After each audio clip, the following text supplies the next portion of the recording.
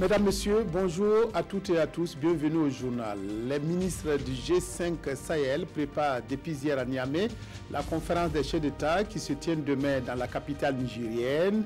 La mise en route de la force de 5000 hommes pour lutter contre les terroristes figure parmi les points à l'ordre du jour. 13 ans que les Guinéens n'avaient plus voté dans le cadre d'élections municipales. Un vide comblé hier. Dimanche, les électeurs se sont rendus aux urnes pour désigner leurs maires dans un contexte de contestation et de violence.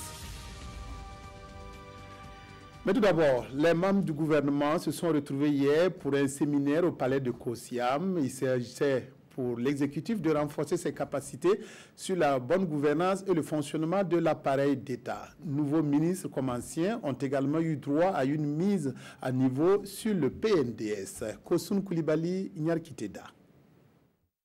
Mettre en commun les idées, c'est tout l'enjeu du séminaire gouvernemental. Et un jour de travail aura permis à l'exécutif de passer en revue la situation sociopolitique et les défis immédiats à relever pour répondre aux aspirations du peuple burkinabé. Leadership axé sur les résultats, management du dialogue avec les partenaires sociaux ou encore quel type de politique de communication faut-il au gouvernement pour le nouveau contrat social. En tout cas, les stratégies ont été peaufinées avec en toile de fond l'appropriation du référentiel burkinabé qu'est le PNDS. On a échangé également sur des questions touchant le PNDS, notamment l'état de mise en œuvre du PNDS, mais également les procédures de suivi et évaluation du PNDS. Alors ça c'est très important, parce que vous savez qu'il y a des ministres qui sont nouveaux, donc il faut qu'ils soient au parfum également de ces procédures-là. Maîtriser les procédures, c'est aussi faire preuve d'exemplarité dans la gouvernance selon le contrôleur général d'État qui propose ceci. Que l'on mette en place une infrastructure éthique, c'est-à-dire que l'on asseye au sein de l'État des valeurs fondamentales. Des notions somme toute importantes pour l'ensemble des membres du gouvernement et surtout les nouveaux venus. Les thèmes abordés nous ont permis de comprendre d'abord la collégialité gouvernementale, l'harmonie et le travail qui doit être fait, parce que les décisions qui sont prises ou les décisions qui sont annoncées par un ministre sont des décisions qui engagent totalement le gouvernement. Ça nous a permis de connaître les mécanismes rapidement du gouvernement, qu'est-ce qu'il faut faire, qu'est-ce qu'il ne faut pas faire, l'absorption des budgets et tout. Et c'est, comme on dit, un bon séminaire qui va nous mettre les pieds dans les étriers très vite. Je pense que vous allez voir un gouvernement grande vitesse. Anciens du gouvernement, tout comme ceux qui viennent d'arriver, ont été également renforcés à l'utilisation des techniques de l'information et de la communication afin de minimiser les risques. C'est un séminaire d'un jour certes, mais il aura permis tout de même de cadrer l'exécutif, car pour le chef de l'État, la collégialité et l'union doivent guider les actions de l'équipe gouvernementale appelée à mener le même combat. Le 4e sommet des chefs d'État du G5 Sahel se tiendra demain à Niamey au Niger. Pour préparer cette conférence, les ministres des 5 pays ont ouvert hier dans la capitale nigérienne leur rencontre sécurité mais aussi développement dans la région par des investissements conséquents figure à l'ordre du jour. L'opérationnalisation de la force du G5 Sahel est évoquée à nouveau à Niamey. Draman Dadian, notre envoyé spécial. Un débriefing entre experts et ministres burkinabés avant cette rencontre de Niamey. La 3e session ordinaire du Conseil des ministres du G5 Sahel. Un moment d'échange entre les ministres en charge de l'économie, de la défense et des affaires étrangères des pays membres. Pour un conseil dont les recommandations seront soumises au chef d'État. Les experts ont déjà balisé le terrain. La réunion des experts qui s'est tenue 3 jours durant s'est penchée sur des sujets d'importance pour le futur du G5 Sahel au plan budgétaire, programmatique et de mise en œuvre des programmes et projets relevant des domaines de la sécurité et du développement. Sécurité et développement comme réponse aux défis de la région. Le G5 Sahel entend mettre les bouchées doubles pour que les projets de développement et de sécurité validés lors des rencontres précédentes à Bamako puissent voir le jour. Avec son programme d'urgence pour le Sahel, le Burkina donne la voie à suivre.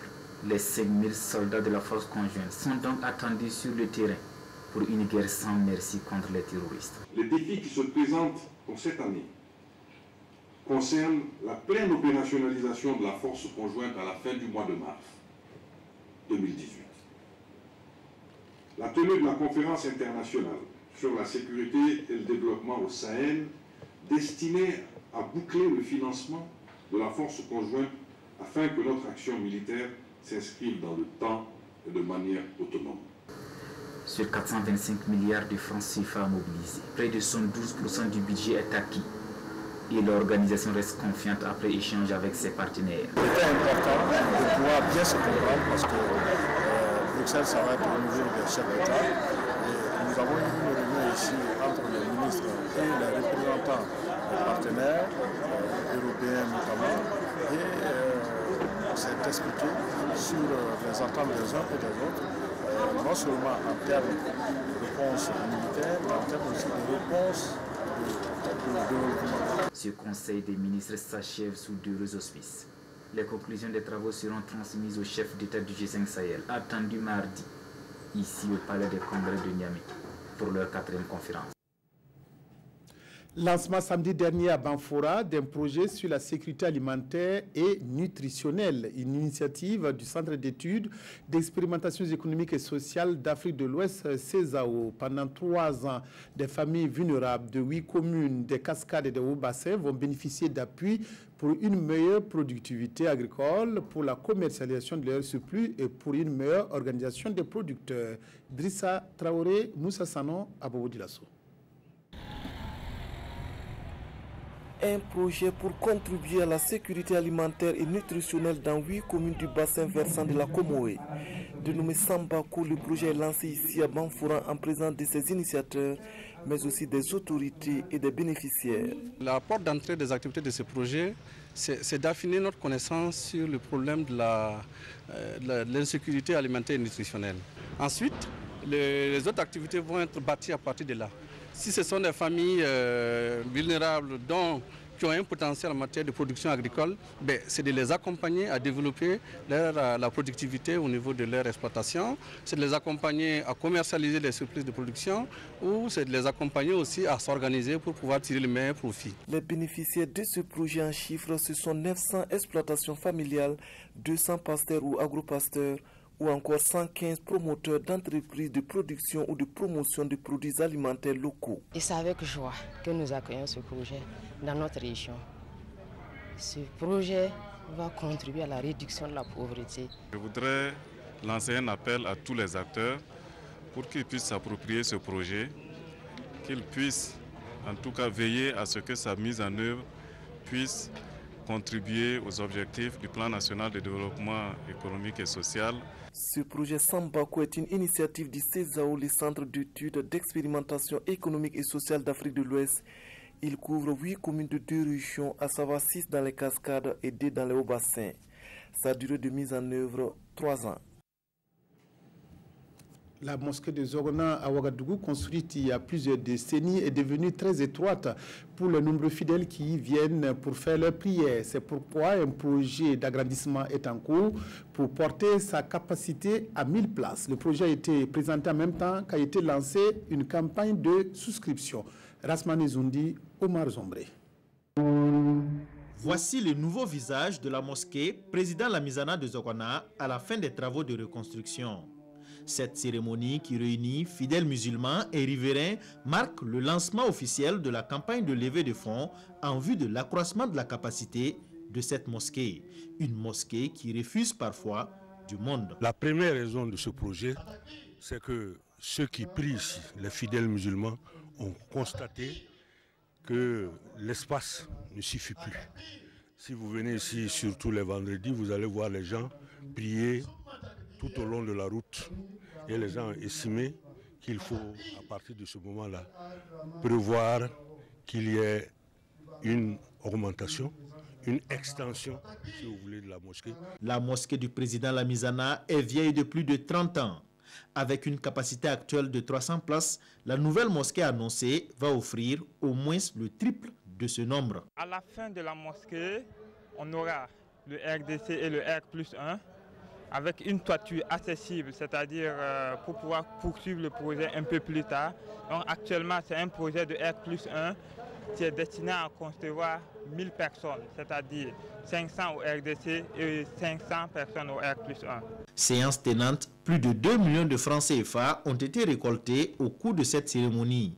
Le coût de ce projet est estimé à environ 120 millions de francs CFA et le délai d'achèvement des travaux dépend fortement de la générosité des donateurs.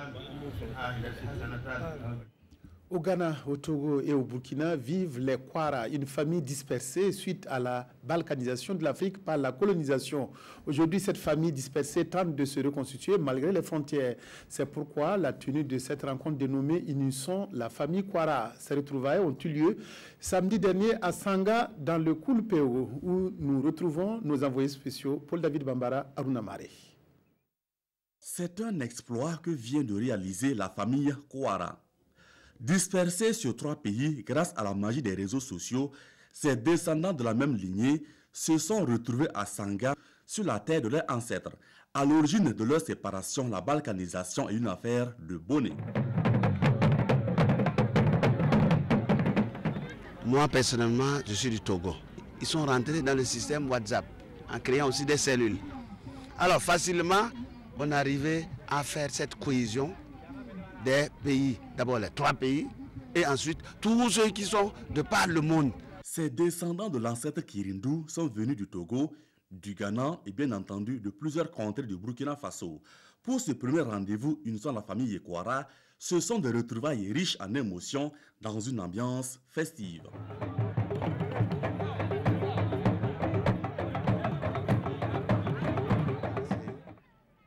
Il dit que lui, en tout cas à travers cette manifestation, il sent une union sacrée de la famille Kwara. Parce que nous, à cause de la chefferie, on était un peu divisés. Lorsqu'on a donné la première date, on s'était dit que c'était proche. Et on avait des inquiétudes par rapport à la mobilisation. Mais vous-même, vous êtes témoin de ce qui se passe. Vraiment, on est satisfait de la mobilisation. Sur les origines des Kwara, l'histoire nous apprend qu'ils seraient venus du Gambaga, dans l'actuel Ghana, vers le XVIIe siècle, sous la direction du prince aîné Kirindu et de ses 2 frères suite à des querelles de succession.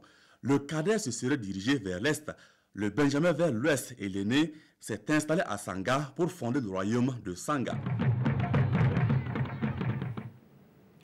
Les Guinéens ont désigné hier les responsables de leur commune. Le scrutin municipal qui intervient après celui de 2005 a été marqué par des violences. Les 2 camps de la majorité et de l'opposition s'accusant mutuellement de fraude. Le dépouillement a commencé dans la soirée, dans la confusion totale et la contestation. En Guinée, sitôt le bureau de vote fermé, sitôt l'opposition accuse le pouvoir de fraude massive. Parmi les voix les plus fortes qui dénoncent une manipulation des urnes lors des élections municipales de dimanche, celle de 2 anciens premiers ministres. Sidia Touré, le patron de l'Union des forces républicaines, estime que la fraude s'est organisée à l'échelle nationale. Quant à Selou Dalein Diallo, qui dirige l'Union des forces démocratiques de Guinée, il a mis en garde le président Alpha Condé, qui de son point de vue a volé l'élection avec l'aide de l'administration. Le chef de l'État lui-même avait appelé ses partisans, après avoir déposé son bulletin dans l'urne, à rester mobilisés pour refuser la fraude. Un climat de suspicion généralisé qui a provoqué des échauffourées entre les électeurs et entre les responsables de l'administration et les électeurs de l'opposition ou des candidats indépendants selon des témoins. Ces élections municipales sont les premières en Guinée depuis 2005. Les dernières organisées sous l'ancien président Lansana Conté avaient été remportées à 80% par le parti au pouvoir d'alors.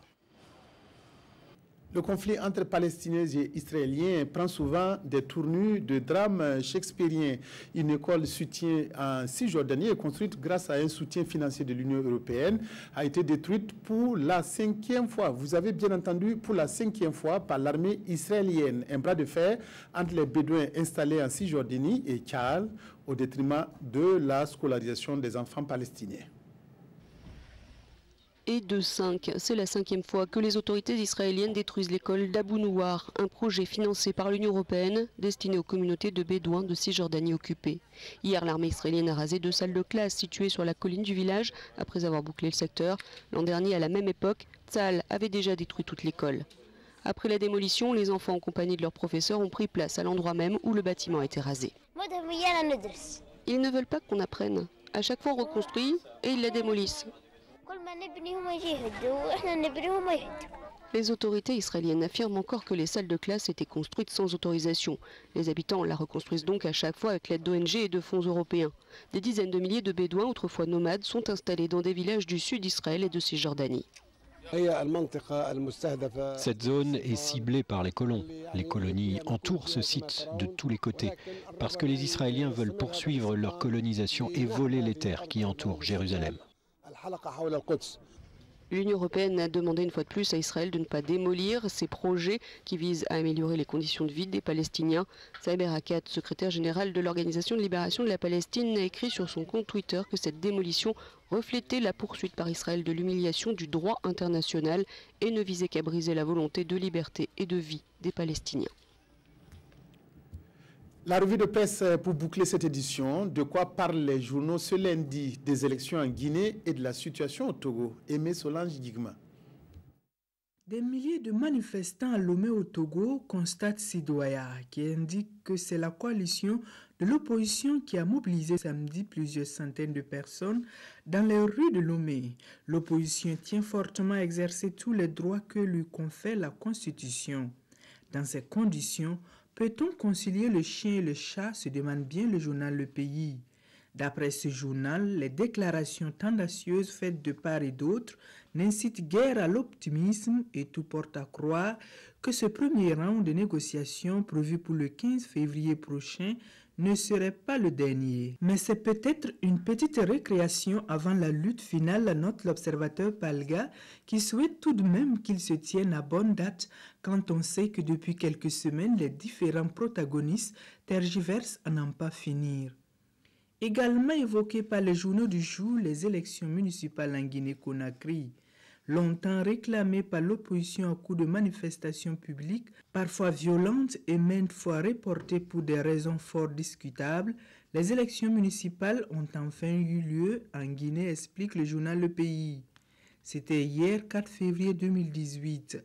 Godot est enfin arrivé, s'exclame ce journal. L'enjeu, souligne Sidoya, renouveler la politique de décentralisation de la Guinée et contribuer au développement des localités. Mais pour l'observateur Palga, c'est juste une revue générale des troupes avant la présidentielle de 2020. C'est tout pour le journal de 13h sur la RTB. Merci de l'avoir suivi. Excellent après-midi à toutes et à tous.